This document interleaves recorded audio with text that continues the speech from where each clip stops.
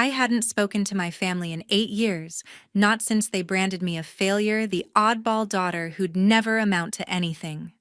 Then, out of nowhere, a fancy wedding invitation from my sister Jessica landed in my mailbox. My stomach churned, but I decided to face the lion's den, her extravagant wedding in Napa Valley. They thought I was still the old Brittany scraping by with useless YouTube videos destined for nothing. What they didn't know was how much I'd changed, what I'd built, and who I'd married. At that wedding, my parents mocked me in front of hundreds of guests, laughing at my dreams until my husband walked in and the entire room went dead silent. Want to know how my family went from sneering to speechless? Drop a comment with your own family, drama, hit that like button, and subscribe to catch every twist of this story. I'm Brittany, 35 years old, and the story of why I cut off my family starts long before that wedding invitation showed up. Growing up in the Larson family was like living under a microscope. Every move, judged, every choice weighed against the family's golden standard. We lived in a sprawling mansion in Orange County, California, the kind of place that screamed old money and older expectations. My father, Matthew, ran Larson Enterprises, a real estate empire that bought and sold half the West Coast. Success meant following his playbook, study business, join the company, marry someone who'd boost the family name. I never fit that mold, never wanted to. My mother died when I was 9, leaving a hole nothing could fill. She was warm, creative, always encouraging me to dream big. After she was gone, Matthew remarried within a year. Enter Linda, my stepmother, a polished socialite, 15 years his junior, obsessed with status and appearances. Linda brought her own baggage, a sharp tongue, and a best friend, Sarah Mitchell, who hung around our house like she owned it. Both saw me as a problem from day one, too dreamy, too different, always scribbling ideas for videos instead of crunching numbers. By the time I was a teenager, I was obsessed with creating content. I'd sneak into my room with a cheap camcorder, filming skits about sustainable living, my passion even then. Linda called it childish nonsense. Sarah was worse. She'd smirk and say, "Brittany, you're wasting your life on those silly videos." My father didn't bother defending me. He'd just shake his head and mutter about how I'd never survive in the real world. The only person who got me was my little sister Jessica, 7 years younger. She'd sneak into my room to watch my videos, giggling at my goofy intros. "You're gonna be famous, Britt," she'd whisper, her eyes wide. But the Larson family had no room for dreamers. Every dinner was a lecture, Matthew droning on about real estate deals, Linda gushing over her charity galas, Sarah chiming in with snide remarks about my hobby. My cousin Robert, Uncle Charles's son, was the golden boy, already interning at the company by 18, flashing his smug grin whenever I mentioned my videos. Uncle Charles, who took over family decisions when Matthew was too busy, made it clear, "Brittany, you're a Larson. Act like one." Even my little cousin Avery, only 7 back then, noticed the tension. She'd tug my sleeve and ask why everyone was so mean to me. When I was 17, I announced I wanted to study digital media in college, not business, not law, nothing respectable. The dining room went silent. Matthew slammed his fork down. "You think you can throw away your future for some internet fad?" he barked. Linda's lips curled into that fake smile she always used before a jab. "It's not practical. Dear, maybe try something useful like marketing." Sarah, sipping her wine, added, "She'll be begging for a job in a year." I looked to Jessica, hoping for backup, but she was too young to speak up, her eyes fixed on her plate. College was my breaking point. I got into a decent school in Los Angeles, planning to study media production. Matthew agreed to pay tuition, but only if I minored in business. I refused. "I'm not wasting my life on something I hate," I told him, my voice shaking. His face turned red. "Then you're on your own," he snapped. Linda didn't even look up from her phone. That night, I overheard her telling Sarah, "She's just like her mother, delusional and weak." The next day, Matthew cut me off. No tuition, no allowance. Nothing. I was 19 alone with a few $1,000s saved from summer jobs. I moved to a cramped apartment in Los Angeles, worked 2 jobs waitressing and freelance editing to pay for school. I started my YouTube channel Green Vibes with Brit, posting videos about eco-friendly living. It was slow going, 50 views here, 100 there, but it felt right. Jessica would call sometimes, sneaking away from Linda to chat. "I miss you," she'd say, her voice small. "They're so hard on you." I'd tell her to hang in there, promising we'd stay close. But as she got older, caught up in the family's world of private schools and debutante balls, our calls grew rare. The family reached out a few times, stiff emails from Matthew, a birthday card from Uncle Charles, but it was clear they wanted me to come crawling back ready to join the company. I didn't. My channel started gaining traction, 10,000 subscribers, then 50,000. I met Ethan Carter, a brilliant guy working on renewable energy startups. He saw my videos, loved my passion, and we clicked instantly. When we got married 3 years ago, I didn't invite the family. Jessica sent a sweet note and a small gift, a journal for my ideas, but no one else cared. They thought I was a nobody scraping by in a world they didn't understand. 8 years passed without a real conversation. I built a life I loved. My channel hit 1 million subscribers, Ethan's company took off, and we were happy. But part of me still carried the weight of their words. Failure, delusional, weak. Then last month, that wedding invitation arrived. Jessica was getting married to a tech heir in Napa Valley, and she wanted me there. "Please, Brit." Her handwritten note read, "It won't be the same without you." I stared at it for days, my heart racing. Ethan found me pacing our living room. "What do you want to do?" he asked, his voice steady. I didn't know. Part of me wanted to see Jessica. Part of me dreaded facing the family that had written me off. But I knew one thing: if I went, it wouldn't be for their approval. The drive to Napa Valley felt like heading into a battlefield. I'd spent days agonizing over Jessica's wedding invitation, but Ethan's calm voice kept me grounded. "You're doing this for Jess, not them." I chose a simple emerald green dress, one I'd designed myself for my Green Vibes brand, paired with low heels I could escape in if things got ugly. Ethan couldn't come until the reception work kept him in Los Angeles, but he promised to be there when I needed him most. As I pulled into the resort, a sprawling estate draped in fairy lights and roses, my heart pounded. 8 years since I'd seen my family, and I was walking back into their world. The venue screamed Larson, money marble floors, crystal chandeliers, a vineyard backdrop that probably cost more than my first apartment. Guests in designer suits and gowns mingled under a massive tent, their laughter mixing with a string quartet's soft notes. I handed my invitation to the coordinator, a brisk woman with a clipboard. "Brittany Larson," I said, bracing myself. Her eyes flicked over me, lingering on my dress, no designer label, just my own work. "Larson? Right. You're with the secondary tables," she replied, her tone clipped, pointing me to a check-in table near the back. I scanned the crowd, spotting familiar faces, distant aunts, family friends, none bothering to acknowledge me. Then I saw Linda, my stepmother, holding court near a champagne tower.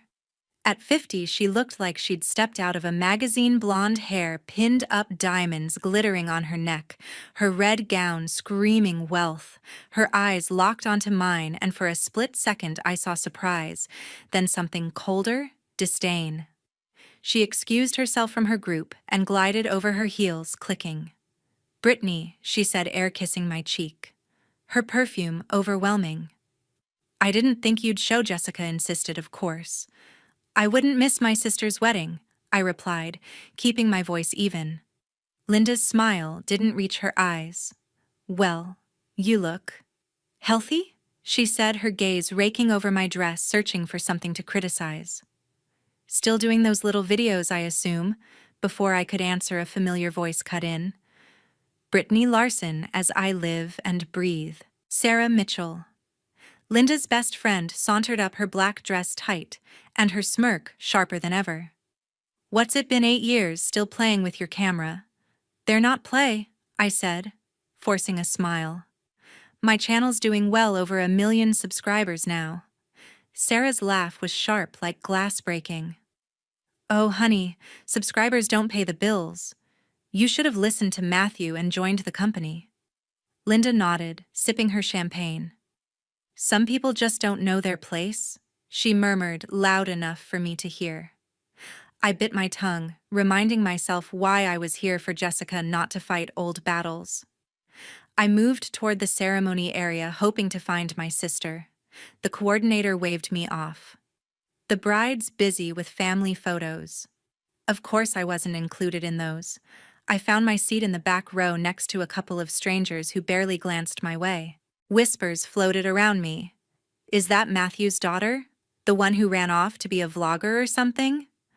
I stared straight ahead, clutching my purse, trying to block them out. Then Jessica appeared, radiant in her ivory gown, her blonde hair swept up under a veil. She was walking with Uncle Charles, who was giving her away in Matthew's place. Our eyes met as she passed, and she flashed a quick, warm smile, the same one she'd given me as a kid watching my videos. It was enough to steady me. The ceremony was beautiful, all soft vows and white petals falling like snow. I blinked back tears as Jessica and her groom, a tech heir named Ryan, kissed. Whatever happened today, I was glad I'd come for her. After the vows, guests spilled into the cocktail hour, servers weaving through with trays of shrimp and Prosecco. I grabbed a glass, hoping to blend in, but Linda and Sarah weren't done. They cornered me near a floral arch, their smiles predatory. Brittany, you must tell us about your career, Linda said, her voice dripping with fake interest. What's it like living off internet clicks? Sarah leaned in, her eyes gleaming. I saw one of your videos, something about composting.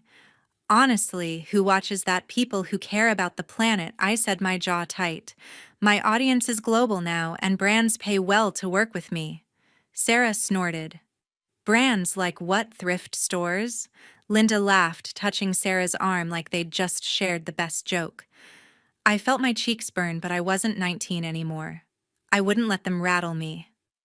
Excuse me, I said, stepping away, but Sarah's voice followed. She's so sensitive, just like her mother. I found a quiet corner and texted Ethan. Surviving barely. Linda and Sarah are relentless. His reply came fast. Hang in there, I'm wrapping up and heading your way. Knowing he'd be here soon kept me going. I sipped my Prosecco, watching the crowd, when my cousin Robert swaggered over, a whiskey in hand. At 37, he was heavier now, his suit straining at the buttons, but that smug grin hadn't changed. Cousin Brittany, he drawled, still chasing internet fame. Or, have you finally gotten a real job? My channel is my job, I said, keeping my tone calm. It pays better than you'd think. He raised an eyebrow, clearly not buying it. Right, and I bet you're living in a penthouse, huh? Keep dreaming. He wandered off, chuckling, leaving me seething. I was about to head for the restroom when a small voice stopped me. Brittany. It was Avery, my 15-year-old cousin, her dark hair in braids, looking nervous in her pastel dress. I watch your videos, she whispered. They're so cool. I want to make content too, but Mom says it's a waste of time. My heart softened. It's not a waste. If you love it, I told her. Send me your ideas, I'd love to see them. Her face lit up, but before she could say more, Linda called her away, shooting me a glare. I sighed, feeling like I was back in that old mansion, always the outsider. The reception was starting, and I found my table, predictably the farthest from the head table, stuck with random cousins and an elderly couple who didn't know me. The ballroom was a Vision ice sculptures, gold-rimmed plates, a chandelier that probably cost more than my car. I watched Jessica glide in with Ryan, her smile bright but strained, like she was carrying the weight of the family's expectations. I wanted to talk to her, but Linda and Matthew were hovering, directing her every move. As dinner was served, Sarah's voice rang out from a nearby table, loud enough to turn heads. Remember when Brittany thought she'd be the next big YouTube star? She said, her tone mocking. She'd lock herself in her room with that cheap camera acting like she was Oprah.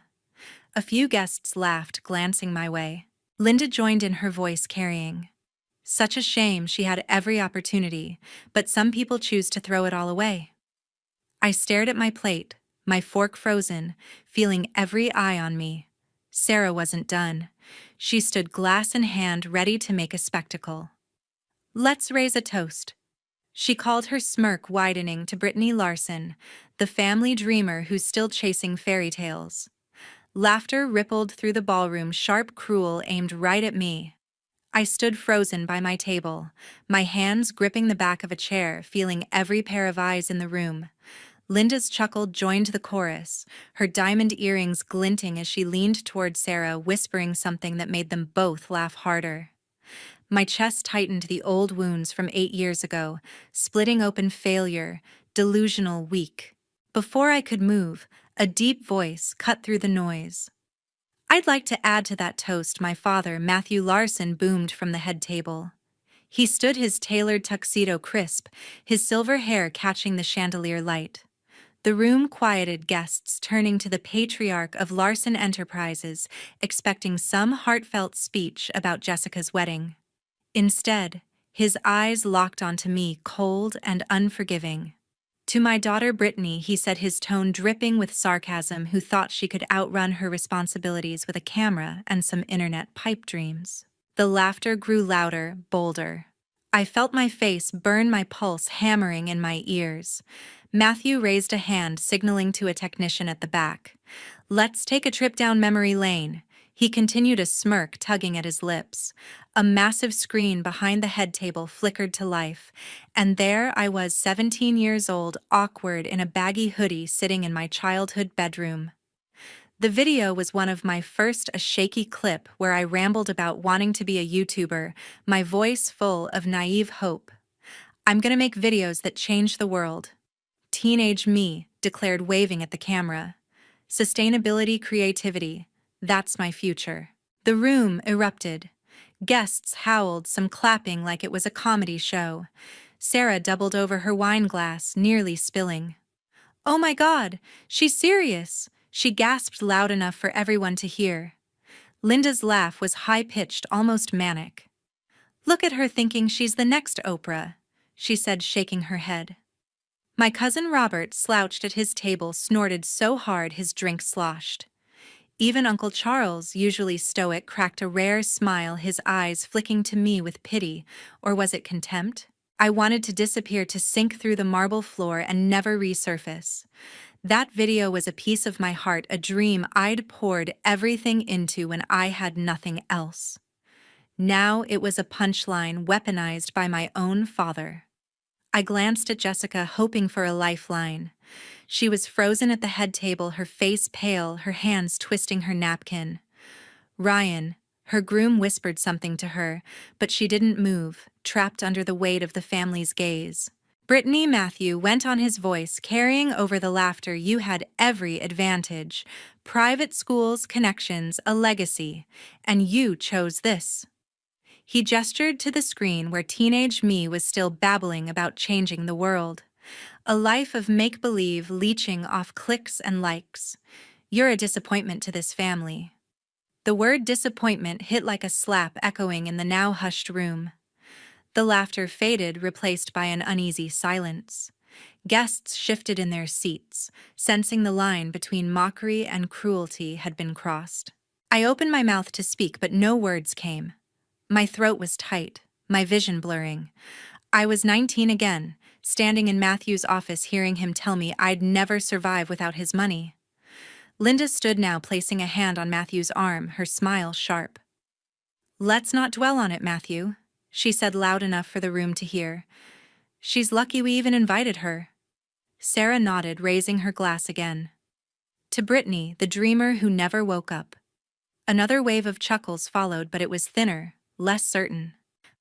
I was seconds from bolting when the ballroom doors swung open. Ethan Carter, my husband, strode in, his charcoal suit tailored to perfection, his dark hair neat despite the rush from Los Angeles. He moved with that quiet confidence that always steadied me, his eyes finding mine across the room. The crowd parted slightly, heads turning to this newcomer who didn't belong in their world, or so they thought. Ethan's warm smile was like oxygen pulling me back from the edge. He reached me in seconds, his hand brushing mine, grounding me. "Sorry I'm late," he said, his voice calm but carrying. Traffic was brutal. The room was still the air thick with curiosity. Matthew's smirk faltered, his eyes narrowing. "And who are you?" he demanded, his tone sharp. Ethan turned to him, unfazed. "Ethan Carter, Brittany's husband," he replied, offering a hand. Matthew didn't take. "I've heard a lot about you, Matthew." Linda's eyebrows shot up, her gaze darting between us, reassessing. Sarah's smirk vanished, her glass lowering slightly. Ethan glanced at the screen where my teenage self was frozen mid-sentence. "Nice touch," he said to Matthew, his voice cool. "Showing a kid's dream to humiliate her, real classy." A few guests gasped, others murmured. Matthew's face reddened, but before he could respond, Ethan turned to me, his eyes softening. "You okay, Britt?" I nodded barely, my voice gone. He squeezed my hand, then faced the room, his presence commanding without effort. "Let's set the record straight," Ethan said, his voice clear, cutting through the tension. "That pipe dream you're laughing at, Brittany's YouTube channel Green Vibes with Brit, has over 2 million subscribers. Her videos on sustainable living reach millions. Global brands like Patagonia and Tesla pay 6 figures to work with her." The murmurs grew louder, guests exchanging stunned looks. Linda's smile froze, her champagne glass trembling. Sarah's jaw dropped, her eyes wide. "And me," Ethan continued, his tone steady. "I run Carter Energy, a renewable energy company. We just signed a $20 million contract with the state of California to build solar farms. Brittany's my partner in every sense. She's the creative force behind our mission to make the world greener." The room was silent now, the kind of silence that swallows everything. Robert's glass hit the table with a clink. Uncle Charles's smile was gone, his face unreadable. Jessica stood suddenly, her chair scraping the floor. "Enough?" she said, her voice shaking but firm. She stepped away from the head table, her gown rustling, and crossed the room to me. "Brit's not a disappointment," she said, loud enough for everyone to hear. "She's the only one in this family who ever believed in me, who told me I could be more than a Larson trophy." She turned to Matthew, her eyes blazing. "You're wrong about her, always have been." The crowd was frozen, every eye on us. Matthew's face was purple, his fists clenched. Linda touched his arm, whispering, "Matthew, calm down," but he shook her off. Sarah sank into her chair, her face pale, realizing she'd picked the wrong target. Jessica grabbed my other hand, standing beside me, her grip fierce. Ethan's arm brushed mine, his presence a shield. For the first time that night, I felt like I wasn't alone. I looked at Matthew, then Linda, then Sarah, their smugness crumbling. The screen behind them still showed teenage me dreaming big. That girl wasn't a joke, she was the start of everything I'd built. I straightened, finding my voice. "You'll regret this," I said quietly, my words carrying in the silence. Sarah let out a weak laugh, but it died fast. Matthew's eyes narrowed, but he said nothing, the weight of Ethan's words and Jessica's defiance pinning him in place. The room held its breath, waiting for what came next. Linda recovered first, her socialite instincts kicking in. She stepped forward, her red gown swishing, and flashed a brittle smile. "Brittany, darling," she said, her voice syrupy, "why didn't you tell us about your success? 2 million subscribers, that's incredible."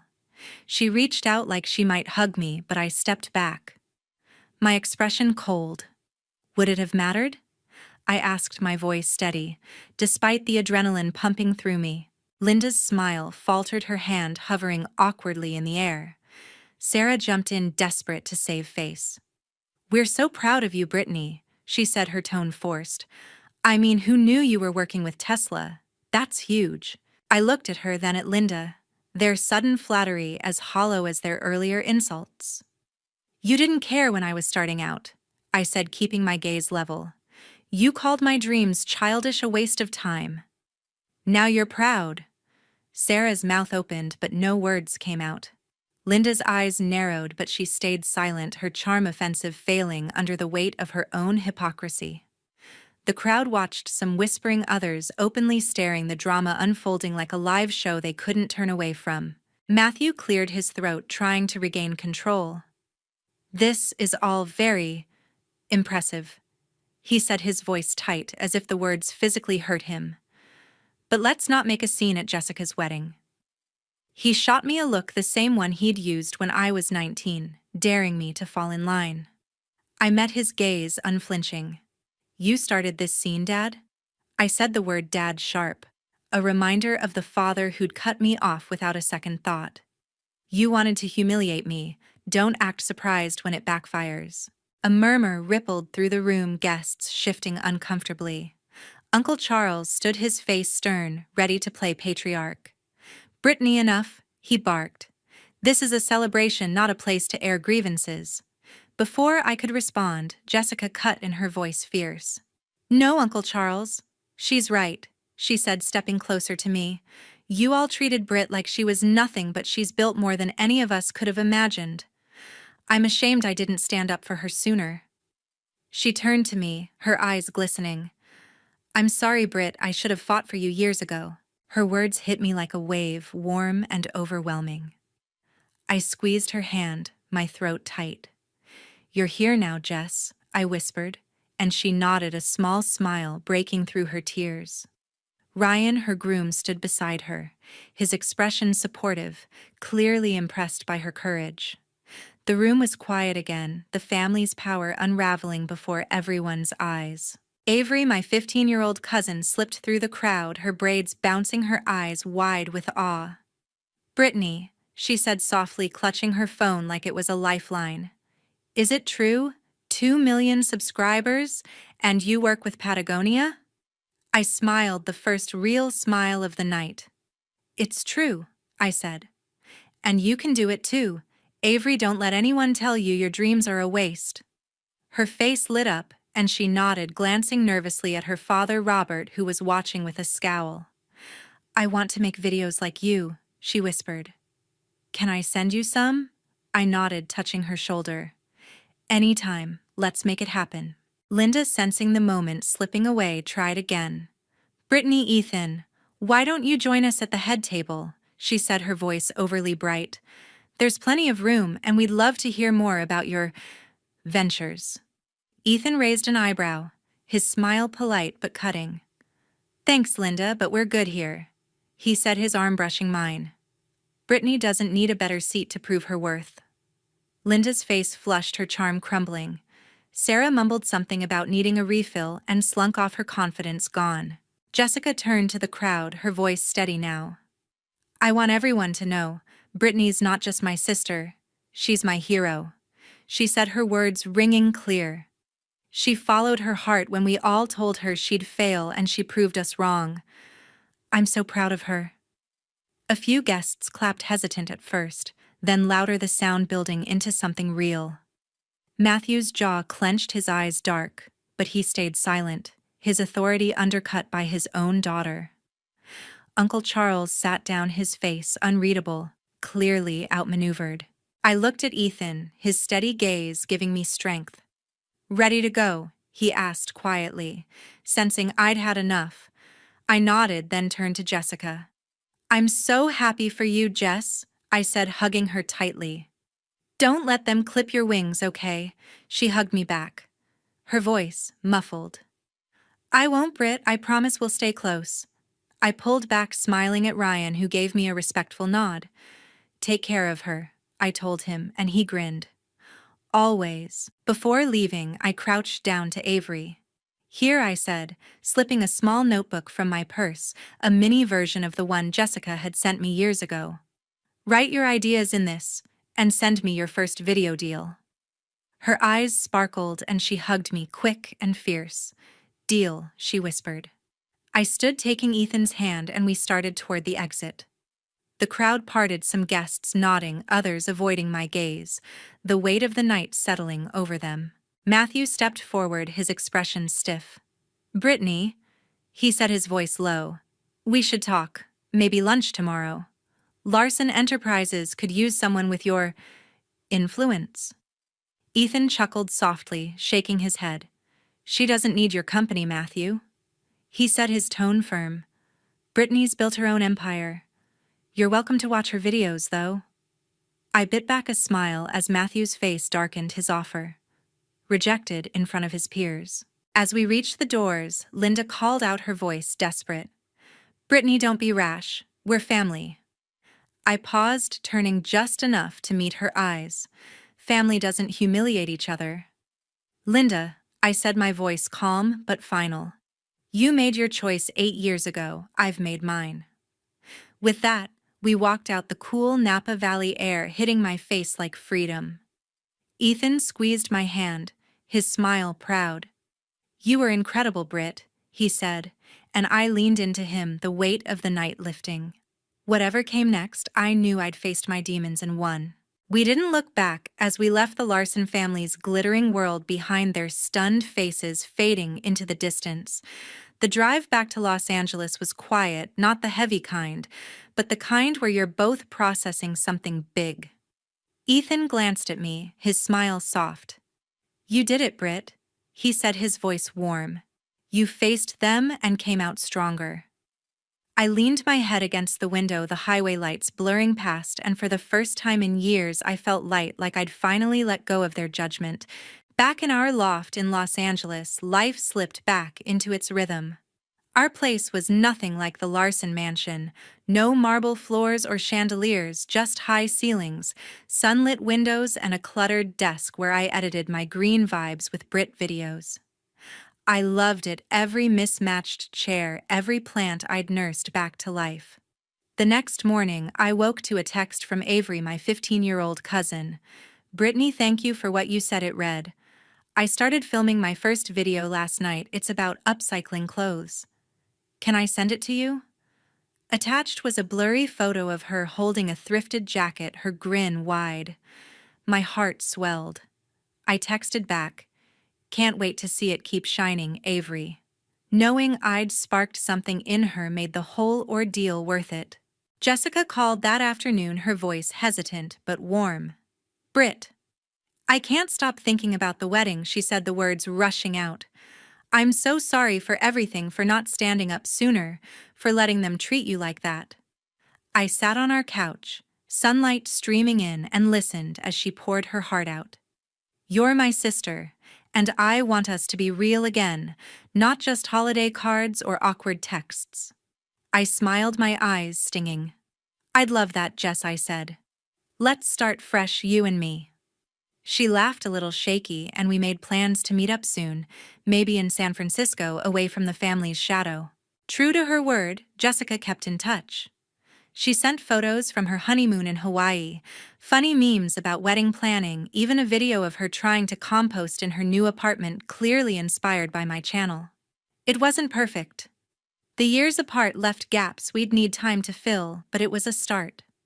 Ryan, her husband, joined one of our video calls, his easy grin making me like him more. Britt, Jess talks about you all the time, he said. You're the cool sister who's saving the planet. I laughed, feeling a warmth I hadn't known with family in years. The rest of the Larsons. Not so much. A week after the wedding, Linda sent an email formal, like she was addressing a business associate. Dear Brittany, it began. Your accomplishments are truly remarkable. We'd love to have you and Ethan over for brunch to discuss potential collaborations. I rolled my eyes, showing it to Ethan. Collaborations, he said, snorting. She means she wants a piece of your clout. I didn't reply. Linda's brunch invite went straight to the trash, along with a tacky gift basket she sent, probably repurposed from one of her galas. Matthew was next, leaving a voicemail that was more command than apology. Brittany, it's your father, he said, his voice gruff.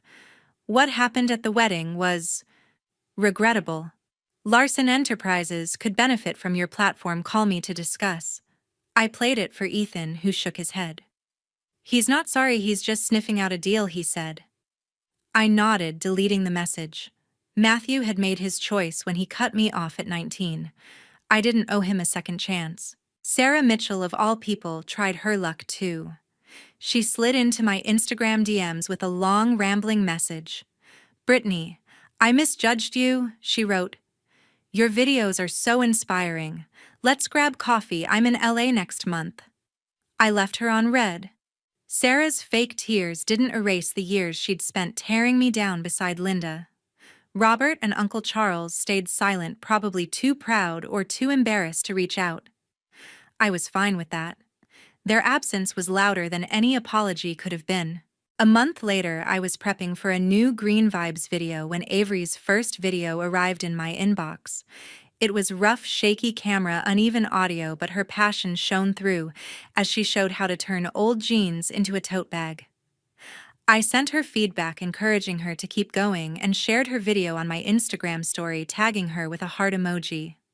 Her reply was a string of excited emojis and a "Thank you, Brittany, that kid was going places," and I'd be damned if her family crushed her dreams like they'd tried with mine.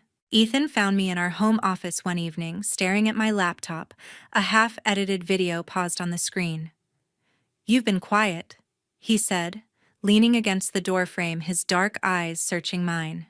"Still thinking about the wedding?" I nodded, closing the laptop. "It's weird," I admitted.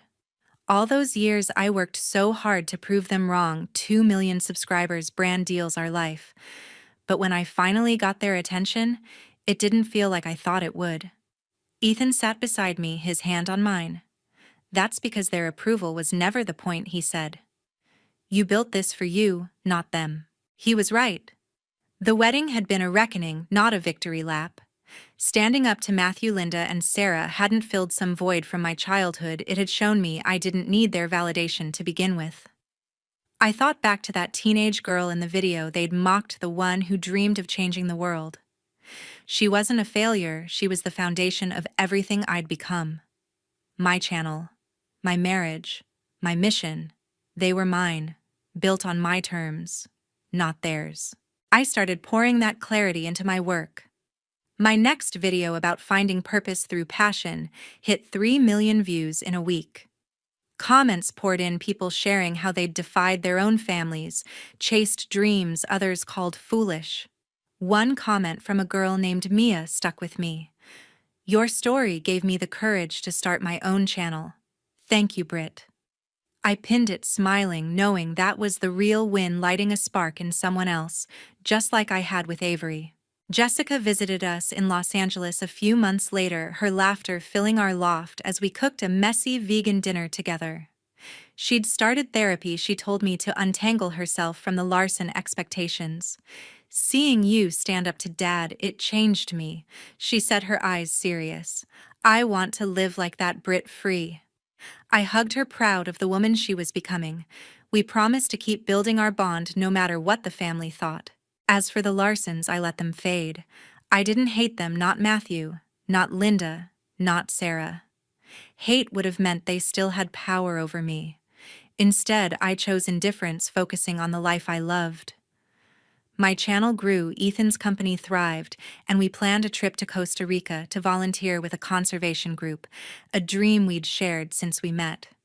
The notebook Avery sent me, filled with her video ideas, sat on my desk, a reminder of what mattered, inspiring others to be true to themselves. If you've ever had to stand up to family who tried to define your worth, you know how hard it is to break free. It takes guts to choose your own path when everyone's telling you you'll fail. But here's what I learned. Your value isn't in their applause. It's in the life you build, the people you lift up, the dreams you chase. So tell me your story. How did you find the courage to live your truth?